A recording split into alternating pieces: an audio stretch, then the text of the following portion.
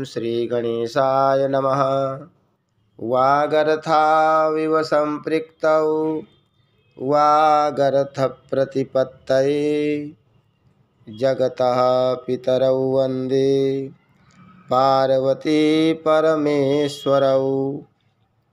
श्रीमद्भागवत महापुराण दशम स्कंध 90वां अध्याय। भगवान कृष्ण के लीला विहार का वर्णन। ओम नमो भगवते वासुदेवाय। श्री शुक उवाच।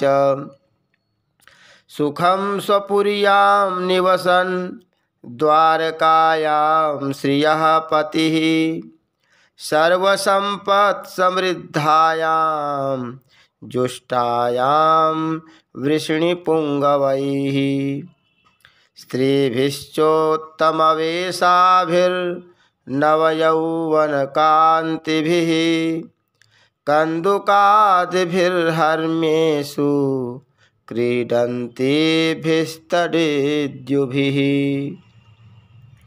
श्री सुखदेव जी कहते हैं, परीक्षित, द्वारका नगरी की छटा अलौकिक थी।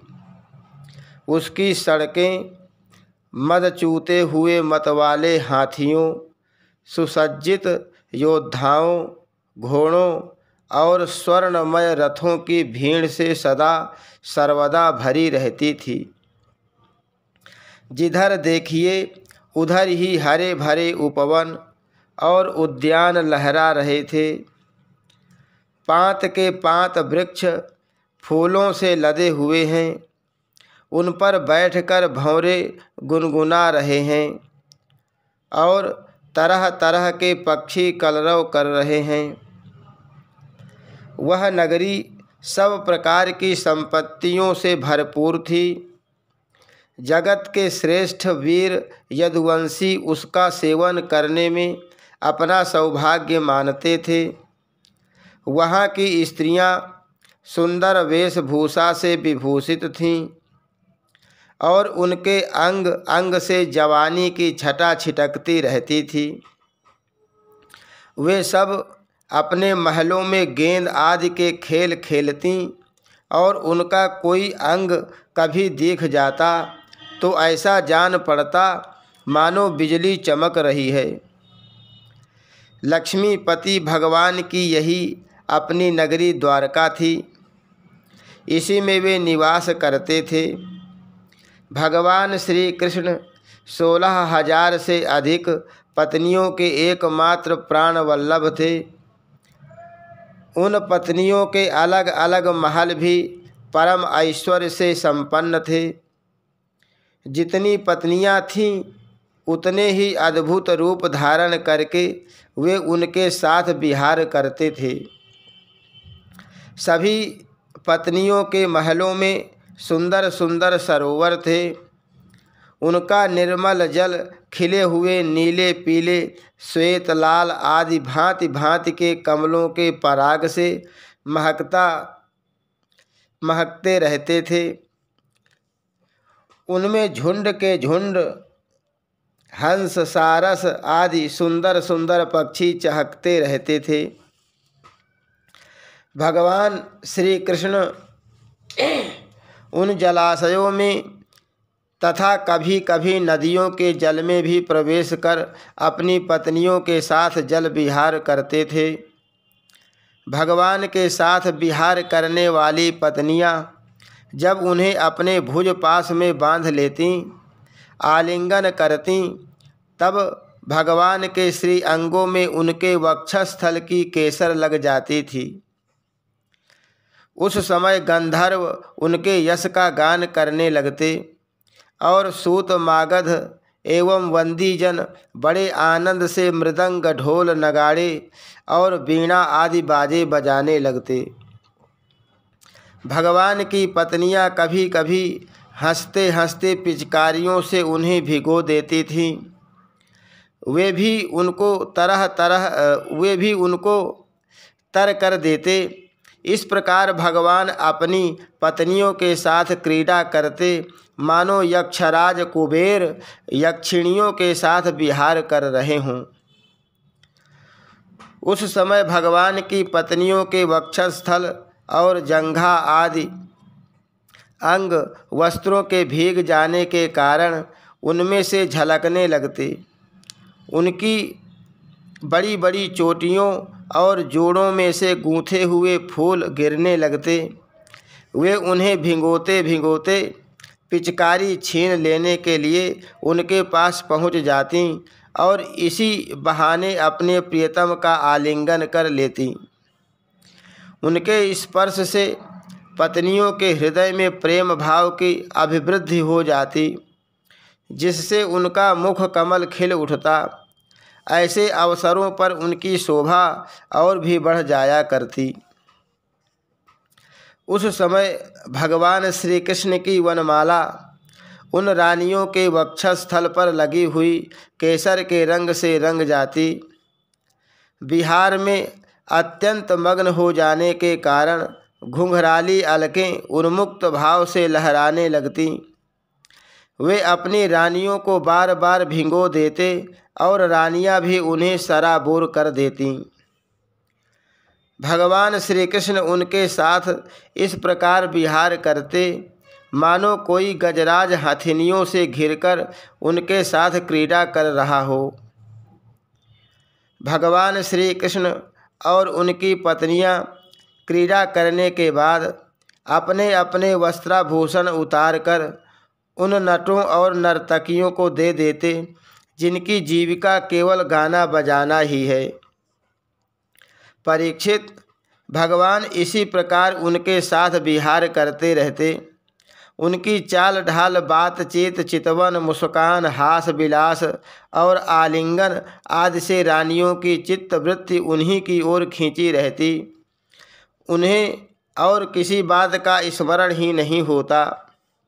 परीक्षित, रानियों के जीवन सर्वस्व उनके एकमात्र हृदयेश्वर भगवान श्री कृष्ण ही थे। वे कमल नयन श्याम सुंदर के चिंतन में ही इतनी मग्न हो जाती कि कई देर तक चुप हो रहती और फिर उन्मत्त के समान असंबद्ध बातें कहने लगती। कभी कभी तो भगवान श्री कृष्ण की उपस्थिति में ही प्रेमोन्माद के कारण उनके विरह का अनुभव करने लगती और न जाने क्या क्या कहने लगती। मैं उनकी बात तुम्हें सुनाता हूँ। रानियाँ कहती, अरे कुररी, अब तो बड़ी रात हो गई। संसार में सब ओर सन्नाटा छा गया है। देख, इस समय स्वयं भगवान अपना अखंड बोध छिपाकर सो रहे हैं और तुझे नींद ही नहीं आती। तू इस तरह रात भर जगकर विलाप क्यों कर रही है। सखी, कहीं कमल नयन भगवान के मधुर हास्य और लीला भरी उदार स्वीकृति सूचक चितवन से तेरा हृदय भी हमारी ही तरह बिन तो नहीं गया है। अरे चकवी, तूने रात के समय अपने नेत्र क्यों बंद कर लिए हैं। क्या तेरे पतिदेव कहीं विदेश चले गए हैं कि तू इस प्रकार करुण स्वर से पुकार रही है। हाय हाय, तब तो तू बड़ी दुखनी है। परंतु हो न हो तेरे हृदय में भी हमारे ही समान भगवान की दासी होने का भाव जग गया है। क्या अब तू उनके चरणों पर चढ़ाई हुई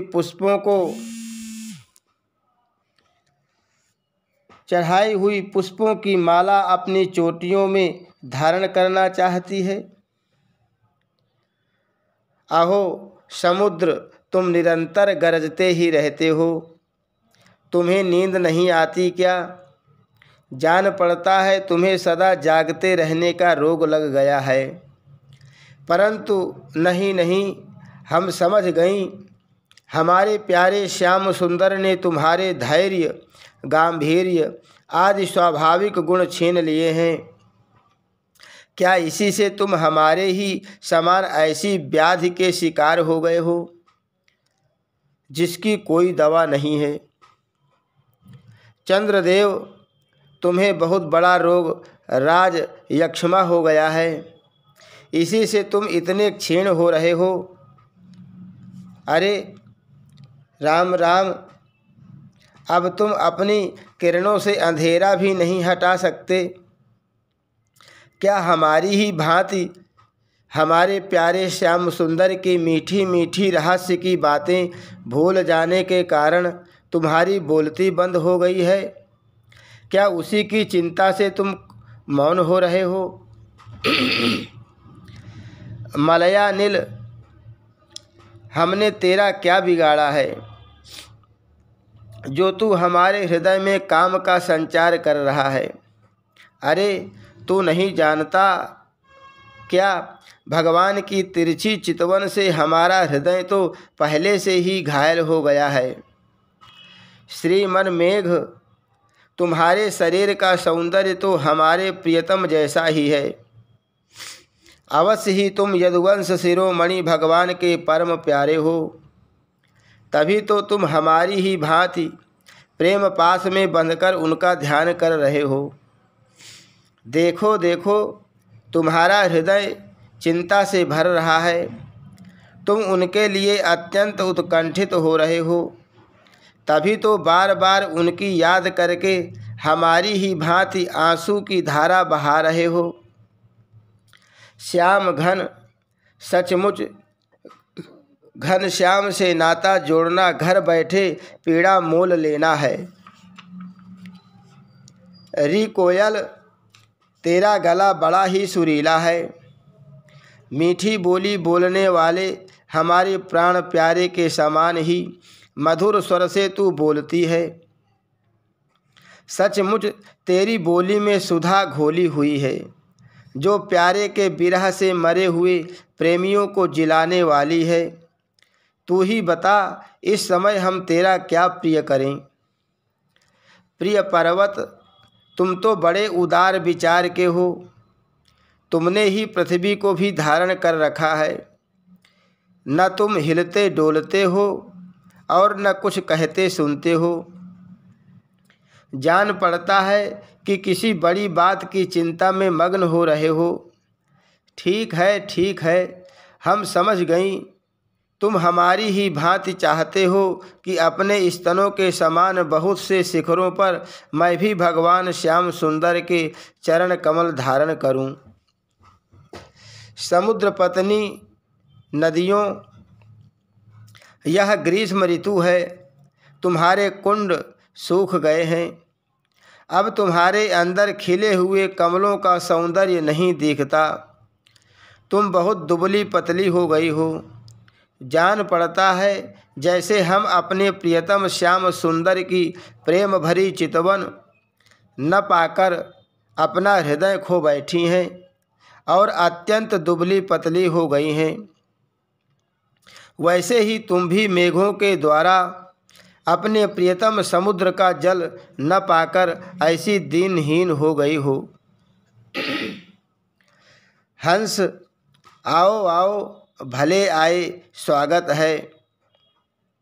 आसन पर बैठो, लो दूध पियो।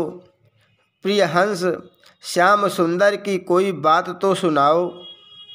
हम समझती हैं कि तुम उनके दूत हो। किसी के वश में न होने वाले श्याम सुंदर सकुशल तो है ना? अरे भाई, उनकी मित्रता तो बड़ी अस्थिर है, क्षणभंगुर है।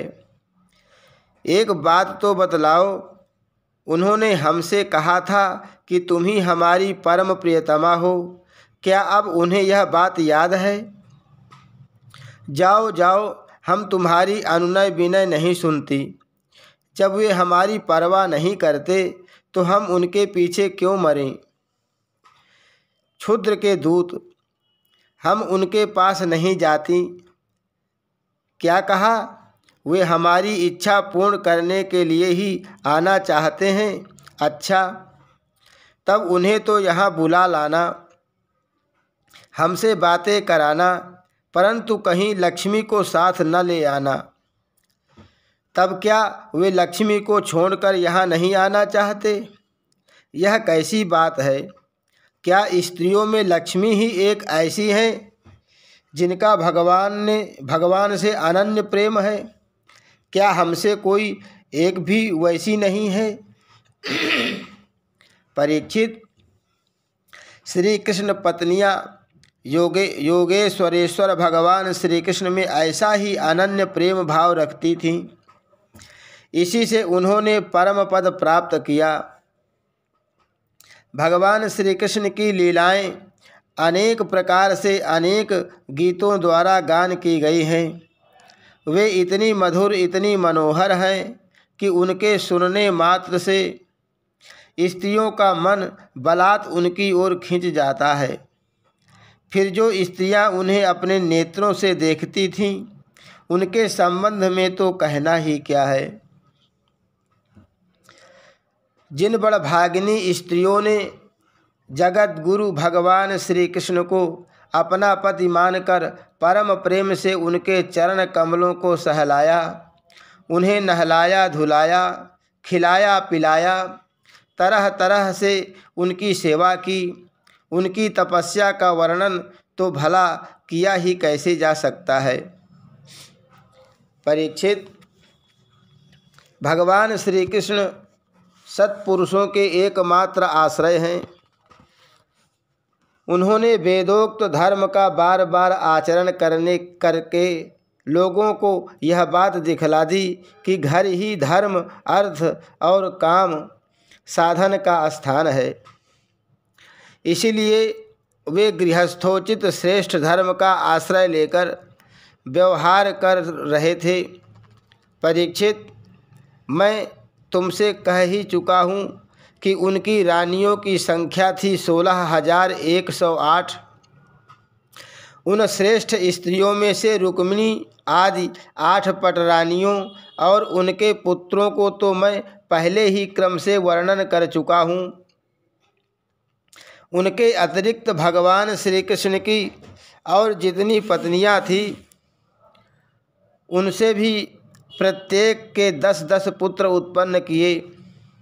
यह कोई आश्चर्य की बात नहीं है, क्योंकि भगवान सर्वशक्तिमान और सत्य संकल्प हैं। भगवान के परम पराक्रमी पुत्रों में 18 तो महारथी थे, जिनका यश सारे जगत में फैला हुआ था। उनके नाम मुझसे सुनो। प्रद्युम्न, अनिरुद्ध, दीप्तिमान, भानु, सांब, मधु, बृहद्भानु, चित्रभानु, वृक, अरुण, पुष्कर, वेदबाहु, श्रुतदेव, सुनंदन, चित्रबाहु, विरूप, कवि और न्यग्रोध। राजेंद्र, भगवान श्री कृष्ण के इन पुत्रों में भी सबसे श्रेष्ठ रुक्मिणी नंदन प्रद्युम्न जी थे। वे सभी गुणों में अपने पिता के समान ही थे। महारथी प्रद्युम्न ने रुक्मी की कन्या से अपना विवाह किया था। उसी के गर्भ से अनिरुद्ध जी का जन्म हुआ। उनमें 10,000 हाथियों का बल था। रुक्मी के दौहित्र अनिरुद्ध जी ने अपने नाना की पोती से विवाह किया। उसके गर्भ से वज्र का जन्म हुआ। ब्राह्मणों के शाप से पैदा हुए मूसल के द्वारा यदुवंश का नाश हो जाने पर एकमात्र वे ही बच रहे थे। वज्र के पुत्र हैं प्रतिबाहु, प्रतिबाहु के सुबाहु, सुबाहु के शांतसेन और शांतसेन के शतसेन। परीक्षित,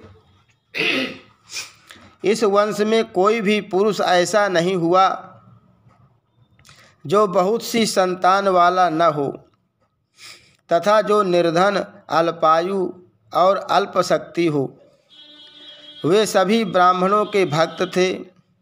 परीक्षित, यदुवंश में ऐसे ऐसे यशस्वी और पराक्रमी पुरुष हुए हैं जिनकी गिनती भी हजारों वर्षों में पूरी नहीं हो सकती। मैंने ऐसा सुना है कि यदुवंश के बालकों को शिक्षा देने के लिए 3,88,00,000 आचार्य थे। ऐसी स्थिति में महात्मा यदुवंशियों की संख्या तो बताई ही कैसे जा सकती है। स्वयं महाराज उग्रसेन के साथ एक नील के लगभग सैनिक रहते थे। परीक्षित, प्राचीन काल में देवासुर संग्राम के समय बहुत से भयंकर असुर मारे गए थे। वे ही मनुष्यों में उत्पन्न हुए और बड़े घमंड से जनता को सताने लगे। उनका दमन करने के लिए भगवान की आज्ञा से देवताओं ने ही यदुवंश में अवतार लिया था। परीक्षित, उनके कुलों की संख्या 101 थी। वे सब भगवान श्री कृष्ण को ही अपना स्वामी एवं आदर्श मानते थे। जो यदुवंशी उनके अनुयायी थे, उनकी सब प्रकार से उन्नति हुई। यदुवंशियों का चित्त इस प्रकार भगवान श्री कृष्ण में लगा रहता था कि उन्हें सोने, बैठने, घूमने फिरने, बोलने, खेलने और नहाने धोने आदि कामों में अपने शरीर की भी सुधि नहीं रहती थी। वे जानते ही नहीं थे कि हमारा शरीर क्या कर रहा है। उनका समस्त शारीरिक क्रियाएं यंत्र की भांति अपने आप होती रहती थीं। परीक्षित, भगवान का चरण धोवन गंगा जी अवश्य ही समस्त तीर्थों में महान एवं पवित्र है, परंतु जब स्वयं परम तीर्थ स्वरूप भगवान ने ही यदुवंश में अवतार ग्रहण किया, तब तो गंगा जल की महिमा अपने आप ही उनके सुयश तीर्थ की अपेक्षा कम हो गई।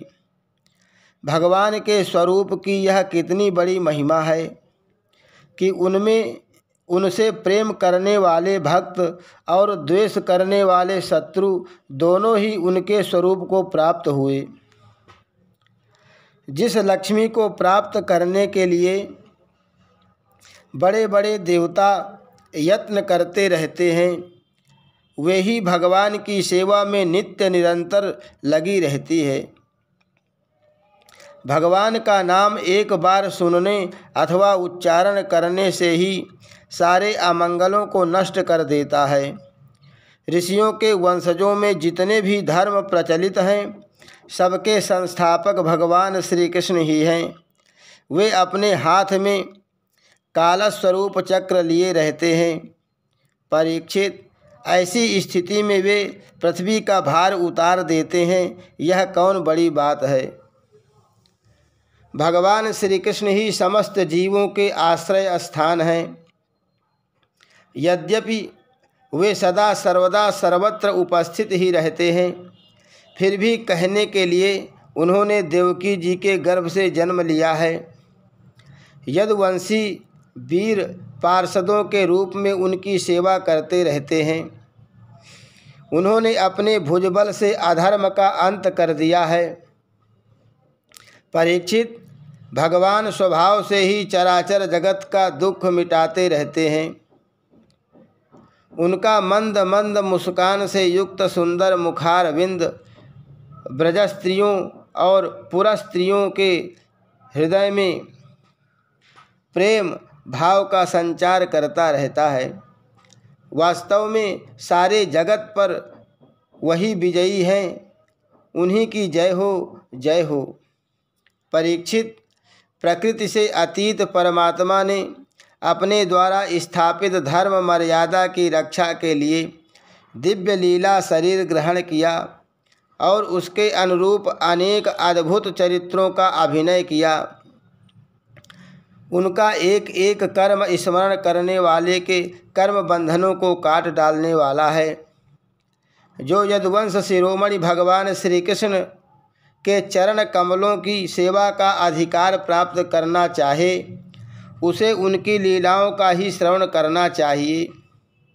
परीक्षित, जो मनुष्य प्रतिक्षण भगवान श्री कृष्ण की मनोहारिणी लीला कथाओं का अधिकाधिक श्रवण, कीर्तन और चिंतन करने लगता है, तब उसकी यही भक्ति उसे भगवान के परम धाम में पहुंचा देती है। यद्यपि काल की गति के परे पहुंच जाना बहुत ही कठिन है, परंतु भगवान के धाम में काल की दाल नहीं गलती। वह वहाँ तक पहुँच ही नहीं पाता। उसी धाम की प्राप्ति के लिए अनेक सम्राटों ने अपना राजपाट छोड़कर तपस्या करने के उद्देश्य से जंगल की यात्रा की है। इसलिए मनुष्य को उनकी लीला कथा का ही श्रवण करना चाहिए। हरि शरणम। श्री कृष्णार्पणमस्तु।